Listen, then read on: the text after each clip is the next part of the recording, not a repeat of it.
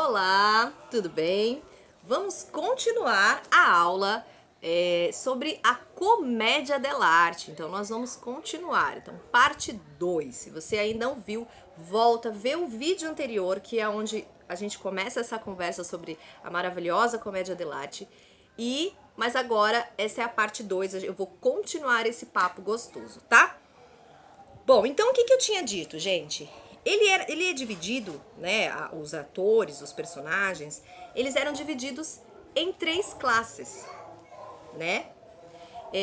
Então o que significava isso, né? Que eles tinham uma organização.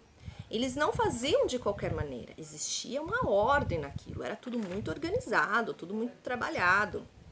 E esses três grupos eram baseados em três classes, né? Que eram os enamorados, que eram aqueles que estavam sempre procurando um casamento, né? Aqueles, os enamorados, aqueles apaixonados que queriam casar, queria ter, enfim, que tinha esse romance aí. Tinha os criados, né? Que era aqueles que possuíam a baixa renda, né? E os personagens patrões, que eram também chamados de velho, tá? Porque eles possuíam uma melhor situação financeira, tá? Então eram essas três classes. E esses personagens, eles andavam por percorriam uma história a partir dessas três classes. Então percebe como era muito organizado, que era muito detalhado, né? Não era de qualquer maneira. E os personagens mais populares, gente, eram os zanes, tá? Que eram o quê? Os malandros, os criativos, né? Eram os mais populares, aqueles que tiravam risos, né? Que faziam de várias artimanhas ali para se dar bem. Arlequim, por exemplo. Lembra? Arlequim? Então, agora a gente vai começar a falar. Bom, gente, o Arlequino, ela era a principal figura da comédia. Porque ele era o servo, palhaço, atrapalhado, ágil, malandro, né? Então ele tinha ele era como se fosse o principal ali, que era o mais engraçado, aquele que trazia riso e coitado, era o mais menosprezado, porque ele era também o servo, né? Era o palhaço. E mais tudo acontecia, né? As coisas sempre rodopiavam o Arlequino, o personagem do Arlequino. Então ele sempre estava em alguma situação que ele precisava resolver, enfim.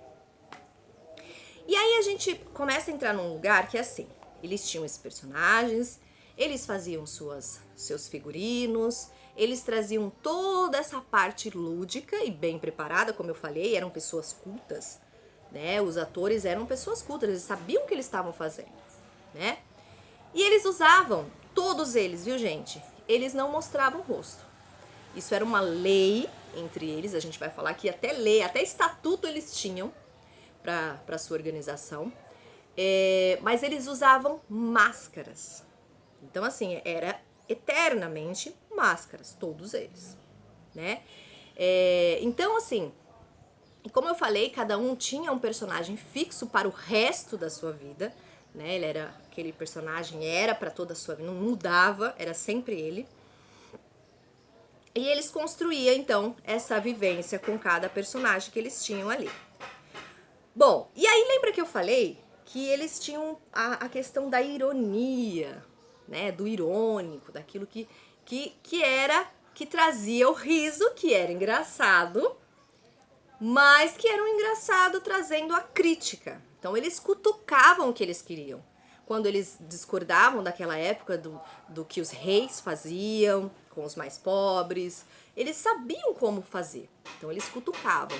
E por isso, gente, lógico que tinha uns reis que contratavam, né, essa trupe para apresentar, mas eles não eram muito bem vistos pelas classes mais altas, não, viu? Muita gente não gostava porque eles cutucavam, faziam o povo pensar. Então, essa ironia, né, era para falar também dos militares, dos banqueiros, dos negociantes, né? Então eles vinham com a crítica bem formulada, com a crítica bem trabalhada em cima disso. Por que está acontecendo isso, gente? Né? Era uma coisa bem estudada, né, para trazer o questionamento. Então lembra quando, se você não viu, volta para dar uma olhada, a gente estava falando sobre o teatro de rua. Lembra que eu falei que no teatro de rua que muitos atores, muitos grupos de teatro se utilizam dessa técnica, se utilizam do trabalho de rua para trazer questionamentos, para trazer o seu pensamento, a sua crítica para o público em geral, que é um público bem democrático, aberto, todo mundo que está passando pode assistir. Pois é. Percebe a ligação com a comédia dell'arte? Pois é, eles faziam a mesma coisa.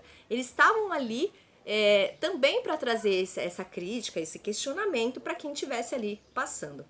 Então é lógico que os mais ricos não iam gostar muito dessa galera, né? Bom, gente, a comédia dell'arte foi um fenômeno, né? Porque não foi à toa que duraram 3 séculos. Então eles viajavam e aquilo ali durou 3 séculos. Foi sucesso, muito sucesso. Depois desse tempo, eles, parou, acabou. É lógico que não era a mesma pessoa, né, gente? A gente percebe que é um amadurecimento. Vai nascendo pessoas, eles foram trocando, eles vão experimentando esses personagens com outras pessoas também. Mas ele foi retomado no século XX, tá? Então, assim, no século XX a gente percebe que tem muito da comédia dell'arte, a gente tem grupos que trabalham apenas nessa questão. Como eu já falei, o próprio circo, né? É a comédia dell'arte, é aquilo do palhaço, acrobacias, enfim. E também são grupos itinerantes, né? Bom, como eu disse, gente, esses grupos de atores, eles eram mal vistos, né? Eles não eram tão legal assim para essa classe mais alta. Então, o que eles faziam? Olha como era complicado. E eu acho que eu tenho certeza que esse boato de que eles eram analfabetos, que eles não sabiam o que estavam falando, vinha justamente dos reis, porque eles precisavam tentar abafar aqueles atores que faziam o povo pensar. Então eles diziam que eram tudo analfabetos, que não sabiam o que estavam falando, que eles estavam loucos, eram loucos, ficavam pela rua, viajando por aí, mendigos sem rumo, sem destino. E não era, eles eram super cultos, eles sabiam do que eles precisavam fazer, né? E eles tinham gostos modernos, tá? Eram pessoas estudiosas que faziam aquele trabalho, né? Então, quando tudo era feito com muito detalhe, com muito requinte. Bom, e a comédia dell'arte, gente, mais acho que um detalhe que é muito importante de falar. Era uma arte encenada por atores profissionais, tá? Lógico, eram profissionais. Não era, vamos fazer... Não. Tinha um profissionalismo no que eles faziam, né? E tudo era mediante a um estatuto de leis e regras do que eles criaram, né? Onde eles se comprometiam a proteger-se e respeitar-se. Olha que interessante, gente. Olha a organização dessa comédia dell'arte, dessa trupe. Eles criaram um estatuto com leis, regras, para que a convivência fosse harmônica, né, de respeito, de cuidado, e caíam na estrada para poder fazer suas apresentações. Agora vocês imaginam, lógico que nem sempre em todas as cidades eles eram bem queridos, eles eram bem vistos, né? Então eles tinham também esse cuidado de, a gente vai fazer a apresentação, mas precisava observar o que estava acontecendo ali. Principalmente naquela época onde os reis, né, faziam o que queriam, tinham normas diferentes, então para proteger a própria vida eles tinham também que amaciar um pouco essas situações e ficar de olho no que estava acontecendo, né? Eles cutucavam as onças mesmo para fazer suas apresentações. Então, gente, a gente começa a perceber, lá desde a comédia dell'arte, a gente começa a entender o que são os grupos de teatro, né? São famílias, né? Famílias assim, uma família que é construída, né? Pela convivência, pelo ensaio, pelo trabalho, e que coloca o seu trabalho à disposição do seu público, da sua plateia. Então, o grupo de teatro é isso. São pessoas organizadas em prol de cada trabalho, de fazer cenário, de fazer figurino, para poder representar, para poder fazer o seu trabalho, a sua representação, trazer a crítica, trazer a cutucar o que não tá gostando. É isso que é por esse mundo que muitos grupos são formados. Tá bom, gente? Vamos continuar falando da comédia dell'arte. Fica ligadinho que a gente segue para outro vídeo falando um pouquinho mais. Se você gostou, curte, compartilha, passa esse vídeo para quem gosta de teatro, quem gosta de comédia dell'arte e bora continuar.